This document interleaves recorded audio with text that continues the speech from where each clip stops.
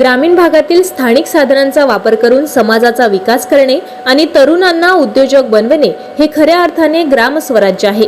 यासाठी शैक्षणिक संस्था, उद्योग आणि संशोधन संस्थांनी एकत्र येऊन काम करण्याची गरज असल्याचे प्रतिपादन वर्धा येथील महात्मा गांधी ग्रामीण औद्योगिकरण संस्थेचे senior scientific officer Shri Sandeep Joshi यांनी केले। संत गाडगेबाबा अमरावती विद्यापीठात उन्नत भारत अभियानाअंतर्गत आयोजित जागरूकता आणि कौशल्य विकास प्रशिक्षण कार्यशाळेच्या उद्घाटन प्रसंगी ते बोलत होते। यावेळी व्यासपीठावर अध्यक्षस्थानी आंतरविद्याशाखीय अभ्यास विद्याशाखेचे अधिष्ठाता डॉक्टर वैशाली गुर्दे, MGIRI यांचे डॉक्टर निलेश काटेकर, डॉक्टर श्रवण चांडक, डॉक्टर शीतल शर्मा, डॉक्टर स्वानंद कळंबे, वनस्पतीशास्त्र विभाग प्रमुख तथा कार्यशाळेच्या संयोजक डॉक्टर वैशा नाठार व सहसंयोजक डॉक्टर मनोज कुंभारे उपस्थित होते। डॉक्टर जोशी यांनी पुढे बोलताना सांगितले, 1934 मध्ये महात्मा गांधी वर्धा येथे ऑल इंडिया विलेज इंडस्ट्रीज असोसिएशनची स्थापना केली होती। आज भारत सरकारच्या मंत्रालयाअंतर्गत एक स्वायत्त राष्ट्रीय संशोधन संस्था म्हणून कार्यरत आहे। खादी आणि कापड, बायोहर्बल, ग्रामीण रसायन, ग्रामीण हस्तकला आणि ग्रामीण ऊर्जा तसेच पायाभूत व्यवस्थापन आणि प्रणाली विभाग असल्याचे सांगून विद्यार्थ्यांसाठी इंटर्नशिप, विशेष प्रकल्प आणि कौशल्य विकास प्रशिक्षण कार्यक्रम, संशोधनासाठी पदव्युत्तर स्तरावरील प्रबंध आणि भविष्यात PhD साठी संशोधन केंद्र म्हणून संधी उपलब्ध आहे। याशिवाय शिक्षकांसाठी उन्नत भारत अभियान आणि विद्यापीठासोबत मिळून संयुक्त संशोधन प्रकल्प राबविण्याची संधी असल्याचे त्यांनी यावेळी सांगितले।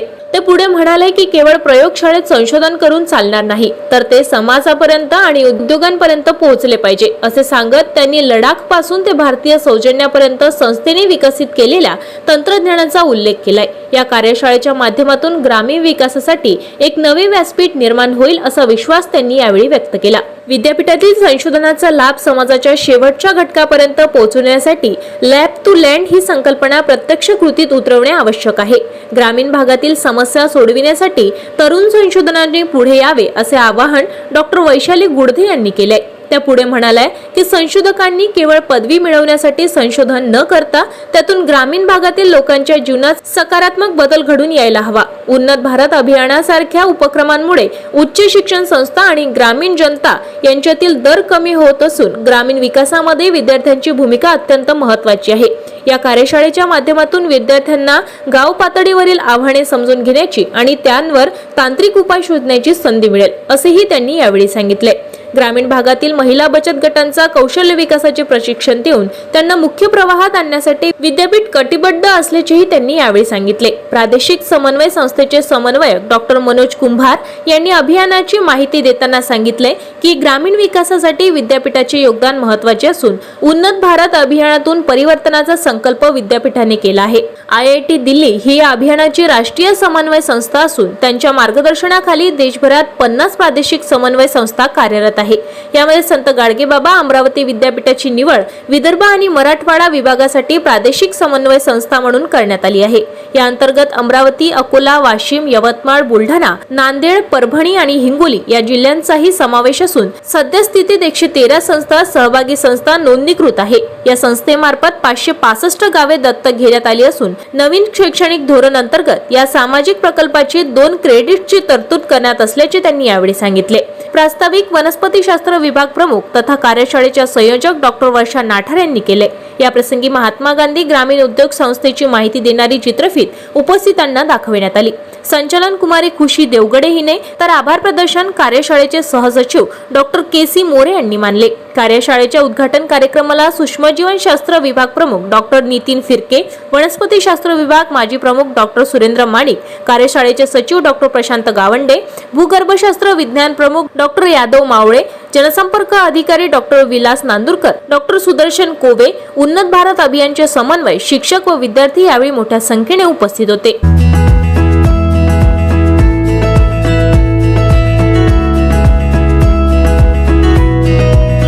अनिल बोंडे यांनी जितेंद्र आव्हाड यांच्या विधानावर तीव्र संताप व्यक्त केला आहे।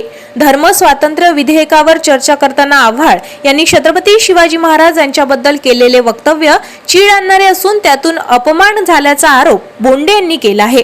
बोंडे यांनी अशा वक्तव्याचा निषेध करत आव्हाड यांना विधानसभेतून निलंबित करण्याची मागणी राज्य सरकारकडे केली आहे। तसेच शिवप्रेमी नागरिकांनी अशा कृतीविरोधात तीव्र प्रतिक्रिया देणार असल्याचेही त्यांनी यावेळी सांगितले। काल धर्मस्वातंत्र्य विधेयकावर चर्चा करताना एक नाठाळ आमदार जितेंद्र आव्हाड यांनी चक्क छत्रपती शिवाजी महाराजांचा अपमान केला। मागे सुद्धा तो छत्रपती शिवाजी महाराजांच्या उंचीबद्दल बोलला होता, आता राज्याभिषेकाबद्दल बोलला। अशा नाठाळ माणसाला संतांनी सांगितलंय, ऐसे नाठाळा मोजावे हानुनी पैजारे। अशा लोकांना वाहनेनीच बडवलं पाहिजे। जिथे दिसेल तिथे जो छत्रपती शिवाजी महाराजांचा अपमान करण्याची हिंमत करतो, माफी वगैरे म्हणून काही उपयोग नाही।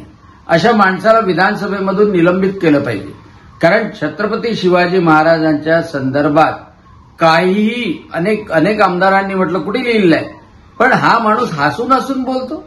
आणि त्यामुळं असा अपमान करणारा जितेंद्र आव्हाडला निलंबित करण्यात यावं विधानसभेमधून, अशी मी मागणी करतोय। आणि खरोखर चीड येण्यासारखं आहे।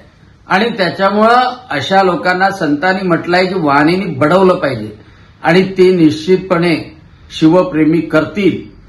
परंतु सरकारने प्रथम याला निलंबित करण्यात यावं, माफीवर जाऊ नये एवढी मी सरकारला विनंती करतो।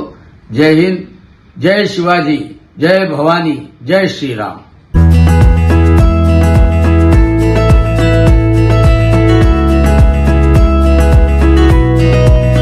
गाझियाबादमध्ये 13 वर्षापासून कोमामध्ये असलेल्या हरीश राणा यांना अखेरचा निरोप देण्यात आलाय।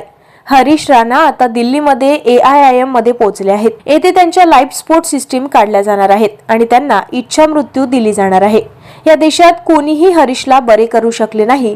त्यांच्या आईवडिलांसाठी हा अत्यंत भावनिक क्षण होता, जेव्हा ते हरीशला शेवटचा निरोप देत होते। त्यांना माहित होते की हरीश आता कधीच उभे राहू शकणार नाहीत, तरीही त्यांनी 13 वर्षे त्यांना बेडवर सेवा दिली। कधी कधी जीवन इतकं कठीण होतं की श्वास घेणं ही वेदना बनतं। 13 वर्षे एका शरीरात अडकलेलं आयुष्य, बोलू शकत नाही, चालू शकत नाही, फक्त मशीनवर चाललेला श्वास।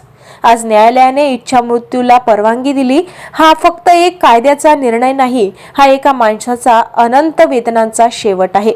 आपण रोज आयुष्याबद्दल तक्रार करतो, छोट्या छोट्या गोष्टींवर रागवतो, पण कुणीतरी असा असतो जो फक्त एका सामान्य श्वास घेण्यासाठीही वर्षानुवर्षे झुंज देत असतो। ताज्या घडामोडी आणि आपल्या शहरातील बातम्या बघण्यासाठी नंबर 1 न्यूज चॅनलला सबस्क्राईब करा, शेअर करा, आपल्या प्रतिक्रिया कॉमेंट बॉक्स मध्ये द्या। आपल्या बातम्या नंबर 1 न्यूज चॅनलवर बघण्यासाठी 99 21 58 96 63 या व्हॉट्सअपवर मेसेज करा।